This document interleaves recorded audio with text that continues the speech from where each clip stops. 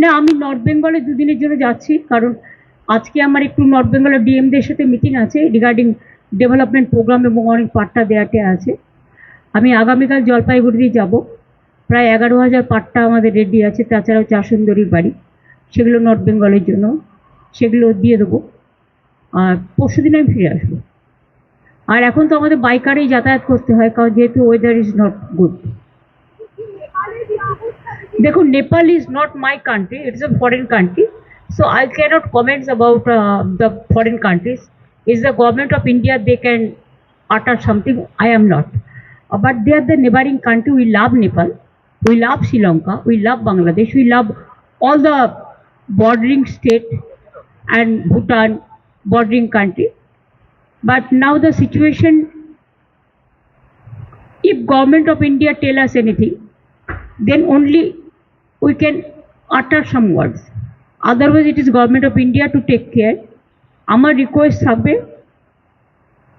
শিলিগুড়ি, কালিম্পং, আমাদের বিস্তীর্ণ অঞ্চল বর্ডার আছে, সবাইকে পিস মেনটেন করতে, এবং যাতে কেউ কোনো প্রবলেমে জড়িয়ে না পড়ে, যেহেতু এটা আমাদের ব্যাপার নয়, কিন্তু নেপালকেও আমরা ভালোবাসি। সুতরাং তারা তাদেরটা ঠিক করুক, আমাদের তো এ ব্যাপারে ইন্টারফেয়ার করা উচিত নয়। কিন্তু আমরা মনে করি প্রতিবেশী ভালো থাকলে, পাড়াপড়শি ভালো থাকলে আমরা সবাই ভালো থাকি। শান্তি থাক, সবাই ভালো থাক, এইটুকুই আমার বলার, আর কিছু নয়।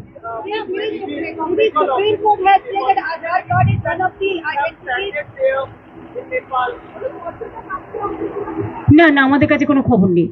আমাদের কাছে গভর্নমেন্ট অফ ইন্ডিয়া কোনো খবর এখনো পর্যন্ত কিছু ভাষণ করেনি।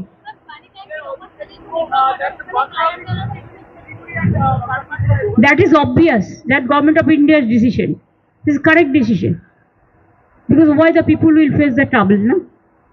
If the peace, unless peace is restored, how do our people will face the situation? It is not our matter.